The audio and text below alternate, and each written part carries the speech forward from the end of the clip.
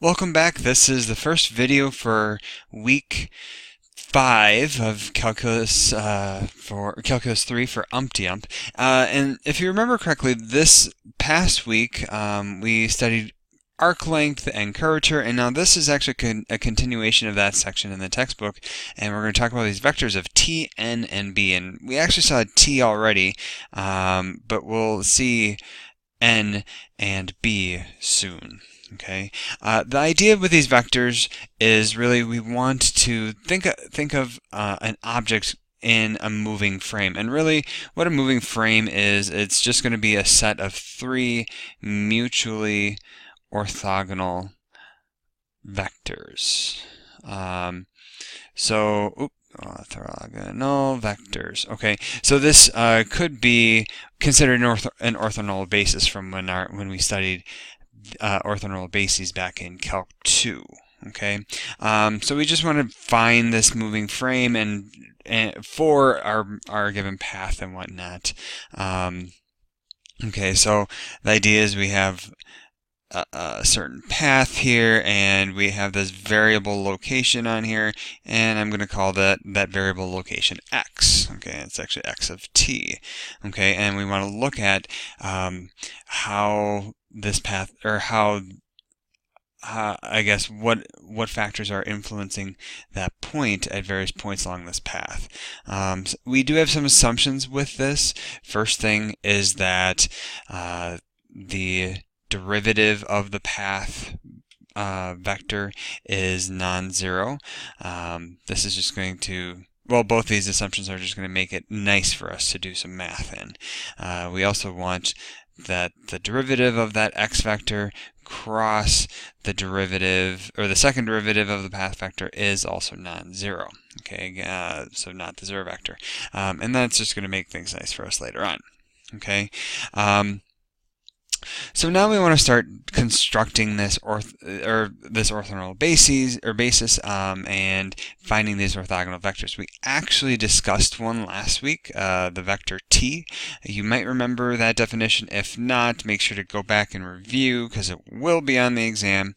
But that vector t is going to be equal to the derivative of x vector over its length. Oops, and I forgot the prime in there. Alright, there we go. And also just remember that since it is a unit vector, that the length of the unit tangent vector is not surprisingly 1. Okay. Another interesting thing comes about as a result of this. Okay, so since that length is 1, we actually saw in a previous professional problem, or we could actually just do it for the first time here, that if we look at that length, okay, so if I write out the length is 1, by definition that's t, that is by definition t dotted with itself is 1, and then if I take the derivative of both sides, right hand side becomes 0, and this left hand side just becomes 2, and then t dotted with t prime, okay, and that's 0, and well, it's unsurprisingly I could divide by 2 here, okay, and what that gives me is that, well, t is going to be perpendicular to its derivative vector.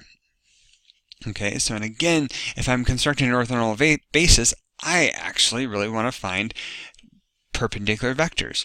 Okay, and the only if I end up taking the unit tangent vector derivative over the length of the unit tangent vector derivative, that's just going to be this new vector called n, and that is a unit vector. And the name for this vector, unsurprisingly, well, because it is n, we're going to call it the unit normal vector.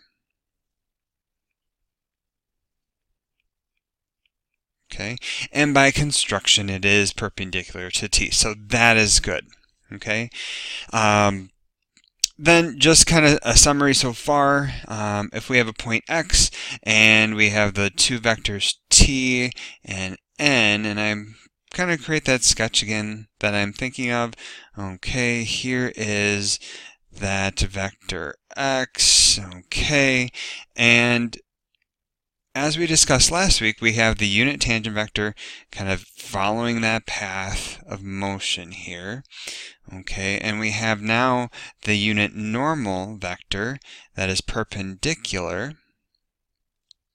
Okay, these two vectors together span a plane in space, and we call that plane the osculating plane. Okay, so something like this, and I would just continue on. And we also talked about that idea of an osculating circle. Well, guess what? The osculating circle is in the osculating plane, unsurprisingly.